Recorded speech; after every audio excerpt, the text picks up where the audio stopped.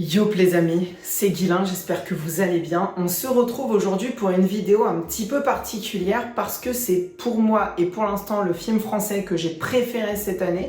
Et l'un des films que j'ai préféré cette année, c'est bien évidemment le nouveau film de Thomas Caillet, qui, je dois l'avouer, je ne le connaissais pas, Le règne animal.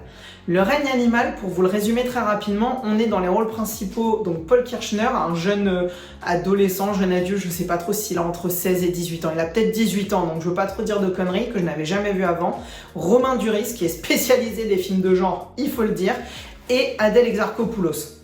On a également 2-3 autres acteurs plutôt secondaires mais très importants dans le long métrage, mais en tout cas pour les rôles titres et les plus connus, on est sur ces deux-là. Et donc au niveau de ce film, Le règne animal, on est tout simplement dans un monde où une maladie, on est clairement sur un écho au Covid qu'on a connu il y a quelques années, mais bref, on est dans un monde où une maladie crée des mutations génétiques au niveau des êtres humains, donc ils se transforment entre guillemets en espèces d'animaux, en tout cas en humanoïdes animaliers. On en a certains qui se transforment en serpents, certains qui se transforment en hommes-oiseaux, certains qui se transforment en certains types d'oiseaux, genre on a un homme chouette, on en a un qui se transforme en caméléon, d'autres en lézard, enfin voilà, on a tout type de créatures, un une sorte d'hippopotame un peu particulier.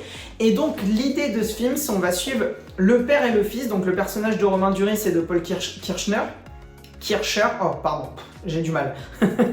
Et donc ces deux personnages ont la mère, justement, la femme de Romain Duris, qui est atteinte de cette maladie, qui est en train de muter et qui va être emmenée dans un hôpital ultra spécialisé. Les deux personnages vont la suivre, donc ça va se passer dans le sud de la France. Et à ce moment-là, il va y avoir un accident au niveau d'un transport et toute une partie des malades va réussir à s'enfuir dans la nature, dont la femme du personnage de Romain Duris.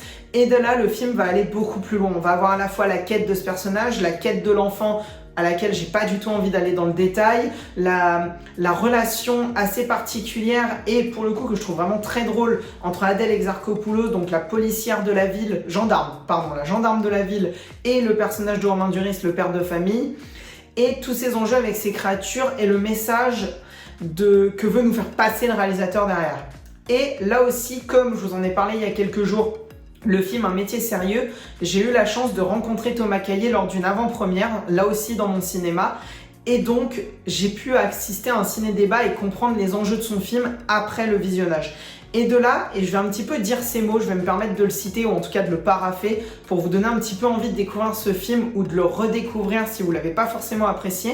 En fait, on est sur un film qui va parler d'énormément de sujets, qui va parler de l'acceptation de soi, qui va parler de la transformation, on peut parler de la puberté quand on parle de transformation, mais également pour un père de passer d'un homme à un père, de comprendre les enjeux que sont d'être père, d'accepter ses erreurs, mais également d'en commettre des nouvelles et ses réussites, l'apprentissage, de faire apprendre les choses, de faire comprendre les choses. On est vraiment sur un film qui a de très très forts messages, principalement aussi sur le devoir de transmettre. Qu'est-ce qu'on transmet, qu'est-ce qu'on rend, à la fois qu'est-ce qu'on rend à nos proches, à nos enfants, à nos descendants, mais également qu'est-ce qu'on rend à notre monde, comment on va rendre notre monde. Va-t-il être meilleur, plus beau une fois qu'on va partir ? Et tous ces messages-là, ils sont transcendés avec un message, j'ai pas envie de dire écologiste parce que c'est pas du tout le terme, mais traitant magnifiquement bien de la nature et de l'étroiteté qu'on a, nous, l'homme, principalement en plus dans ce type de lieu, donc où on a créé artificiellement des lieux d'habitation, et la pure nature. Et là où le film fonctionne super bien, c'est que vous le verrez si vous n'avez pas vu le film, on a tout au début, lorsque les personnages commencent à se déplacer dans les bois, on a des grands arbres, on sent vraiment posé par l'homme avec ses rangs hyper droits, aucune herbe au sol, aucune biodiversité, aucune diversité des sols, de la nature. Et plus le film va avancer, plus on va rentrer dans ces messages-là, plus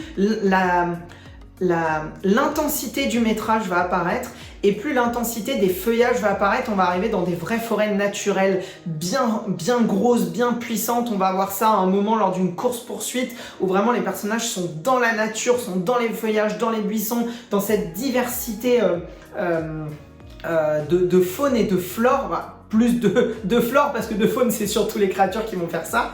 Donc vraiment le film a des vraies idées dans sa mise en scène.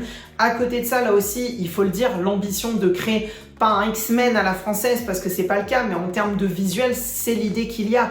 on est quand même sur beaucoup de créatures, beaucoup de types de créatures. Je vous en ai cité certaines, même s'il y en a qui sont complètement anecdotiques, qui sont là pour 1 ou 2 plans, elles sont quand même là.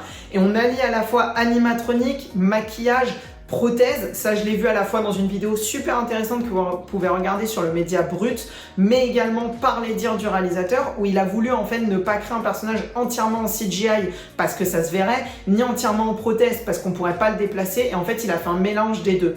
Typiquement sur le personnage de l'homme-oiseau, qui va être la créature la plus importante du long métrage, il y a toute une partie prothèse où on a vraiment créé sur le personnage des formes, on lui a mis des choses pour qu'il ait ses cicatrices au visage, pour qu'il ait ses ailes, pour qu'il ait ce long corps, ce corps sculpté aussi.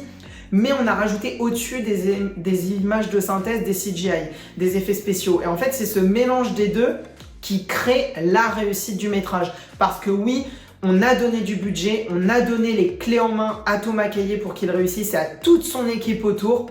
Et c'est une totale réussite. C'est un putain de film français et je vous conseillerais d'aller le voir parce que, en plus d'être un film de genre, c'est un film qui a de l'humour, qui a de la tension, qui a des liens humains forts, qui a des acteurs au top. J'adore Romain Duris, j'adore Adèle Exarchopoulos, j'ai beaucoup aimé le personnage du fils de Paul Kircher.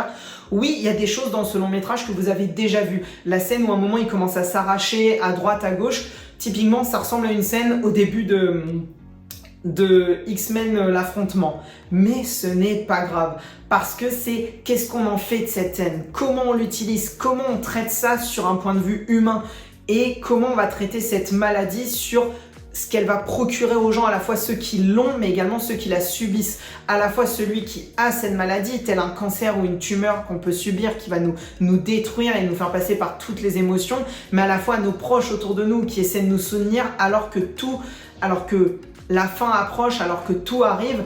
Et c'est typiquement là où le message magnifique du film fonctionne à la fin, avec le personnage de Romain Duris et de son fils. Je vous la montrerai pas, je vous la spoilerai pas, mais sur ces enjeux-là, on a une vraie réussite sur cette scène dans la voiture.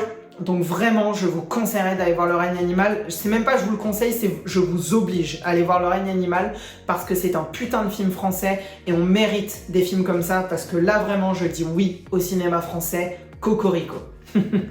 En attendant les amis, j'espère que cette vidéo vous aura plu. Dites-moi ce que vous avez pensé du règne animal et si je vous ai donné envie, si vous ne l'avez pas vu, d'aller le voir. J'espère que c'est le cas. J'ai essayé de vous transmettre la passion que j'ai eue pour ce film à travers cette vidéo et c'est ce que j'essaie de faire en général sur cette chaîne. En attendant, prenez soin de vous, allez voir des films et surtout Le règne animal de Thomas Caillet. N'hésitez pas à regarder mes anciennes vidéos si ça vous intéresse, à vous abonner pour ne pas louper les prochaines et moi ce que je vous dis c'est à très très vite, c'était Guilain et surtout n'oubliez pas, mettez un pouce bleu et regardez des films c'est bien, mais les comprendre c'est mieux. Ciao ciao.